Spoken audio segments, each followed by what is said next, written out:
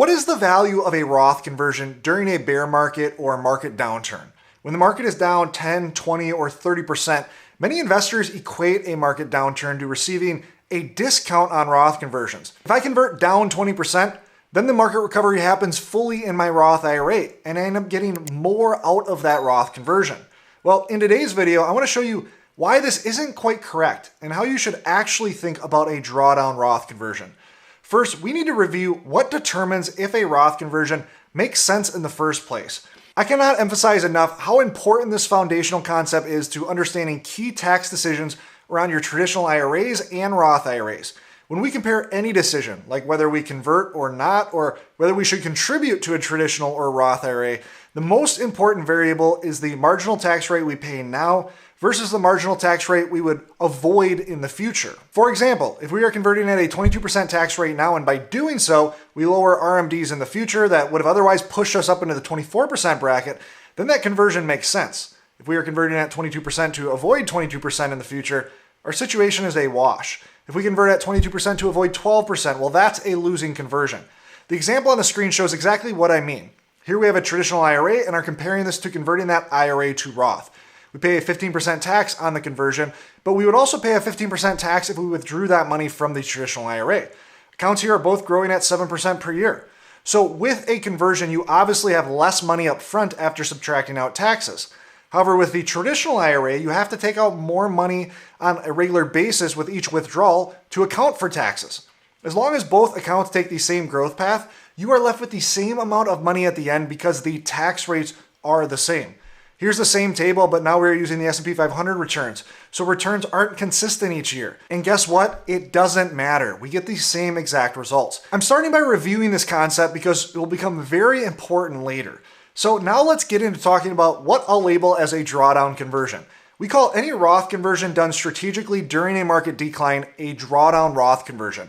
The idea here, as I noted in the opening, is by performing a Roth conversion when the market is down, you will then see a full recovery in your Roth IRA and effectively get more out of that conversion and have that recovery be tax-free. Now, drawdown conversions are valuable, just probably not in the way that you think. This would be an example of the wrong way to think about a drawdown conversion.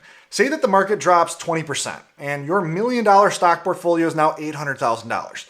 You decide to do a Roth conversion and convert $100,000 in the 22% bracket. Taxes are $22,000, but for the sake of this example, we're going to say that taxes are paid from a savings account. Well, in the weeks or months after this conversion, the stock market recovers and your $100,000 turns into $125,000. Well, holy crap. Isn't that kind of like you're paying $22,000 to convert $125,000? Rather than paying a 22% tax rate, you paid a 17.6% rate. And so now it begs the question, if we're comfortable paying a 22% tax rate before, we could probably do a much bigger Roth conversion, move up into the 24% bracket, and using the same tax rate discount logic, converting at 24% means you're actually paying a rate of just under 20% after the recovery. Well, unfortunately, this is the wrong way to think about a drawdown conversion. And I'll admit, a few years ago, I thought this was a valid way to think about drawdown conversions as well. It's just not. And let me explain why theoretically first, and then we'll get into some hard data. So if we look at future growth from a conversion as providing a discount on said conversion, how is this any different from thinking this way in a normal market environment? Say we are sitting at the start of last year, not in a market downturn. We convert $100,000 at 22%, but then the stock market grows 25% over the next year. By the same previous logic, wouldn't that growth, quote unquote, lower the tax rate we paid to 17.6%? If you're thinking yes, okay, then let's look at over the next 20 years. That $100,000 turns into $500,000. Well, 20 years from now, can we draw the same conclusion? We paid $22,000 to get, well, $500,000 in a Roth for only a 4.4% tax rate. Again, this is the wrong logic. It throws out the entire foundational concept we learned at the beginning. The growth doesn't matter if the growth is the same in both accounts. It comes down to the tax rates. So then what is the value of a drawdown conversion? Is it valuable at all? It is still quite valuable for many families, just not in the way that you think. Generally speaking, in retirement, there's typically a quote unquote Goldilocks zone that we want to Roth convert in. This is typically from the time you retire to the time Social Security starts. Now, if you retire early or on ACA insurance, you may want to hold off on conversions during that phase, but generally speaking, this would be your Goldilocks zone. You don't have to deal with the tax traps that Social Security creates. RMDs have not yet begun. You may need to factor in IRMA, but you also have some conversion room before that even begins. Now, conversions can certainly be valid after Social Security starts and after RMDs begin, but it complicates things greatly. So most people have a limited window where conversions are most valuable, or at least the easiest. Some families have small enough traditional balances combined with enough time that they will be able to get all of the heavy lifting of the Roth conversion work done in this Goldilocks zone. As I will show in a second, drawdown conversions aren't as valuable for these folks. Other families, however, are just trying to minimize tax issues in this Goldilocks zone, but really aren't able to fully eliminate the issues to the degree that they want. They have too big of traditional IRAs and are going to have to suffer through some kind of RMD tax problem they would otherwise like to avoid. Drawdown conversions are incredibly valuable for these types of families. What a drawdown conversion allows you to do is get more conversion room inside of a specific bracket. It doesn't give you any discount on the given rate, but it allows you to convert a higher percentage of your IRA at a specific satisfactory rate. Here's a way to think about it. If we have $1 million IRA and we are converting $100,000 in the 22% bracket, we are converting 10% of our IRA at 22%. If our portfolio is down 20%, well, that $100,000 conversion now represents 12.5% of our IRA now. So if you're someone who is in a position where you want to convert more in this Goldilocks zone, and the time you have to convert is the main constraint, meaning you have too big of IRAs to fix tax problems in this zone, then drawdown conversions are incredibly valuable. They allow you to convert higher percentages of your IRA at those satisfactory rates. Now, let me prove everything I'm saying here with numbers. Now, I'm going to go through a very simplified hypothetical example, but that's because using a more realistic example only complicates and adds in extra variables that will add to confusion. We're going to be comparing Roth conversions during a quote-unquote normal market environment to Roth conversions during a drawdown environment. Here are the returns we are going to be using. Normal returns will just grow at 6% per year on a straight line basis. Drawdown returns start with the account down 20%. Then there is 6% growth per year outside of year 2, where we're showing the market fully recovering from this hypothetical drawdown. On the right-hand side of the graph, I show the growth path of both of these just to show that the returns equal out to the same overall growth at the end of this period. So let's move on to the first case study. Here we have a normal market situation and are looking at $500,000 worth of IRA that we want to completely convert. Let's say this is a married couple situation, and through their forward-looking tax plan, they find they are comfortable maxing out the 22% bracket, which gives us $105,000 of conversions with some slight rounding. Now, based on 6% growth we showed before, in a normal situation, it would take them a bit more than 5 years to convert this chunk of IRA to Roth.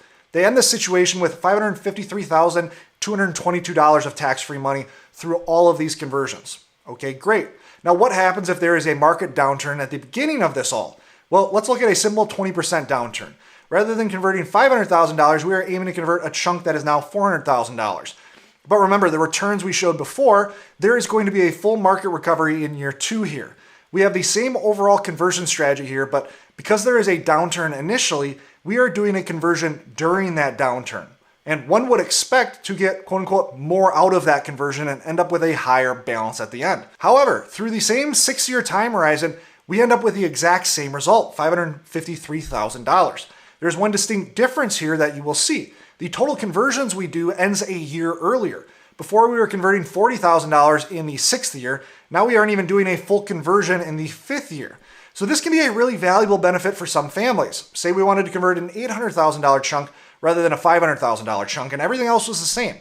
Well, if we only had 6 good years of conversions before the other tax traps entered the equation, then in the market downturn type situation, we actually end up converting more of that $800,000 than we would in a normal market environment. But if a drawdown conversion isn't helping our timing, there really isn't any inherent value.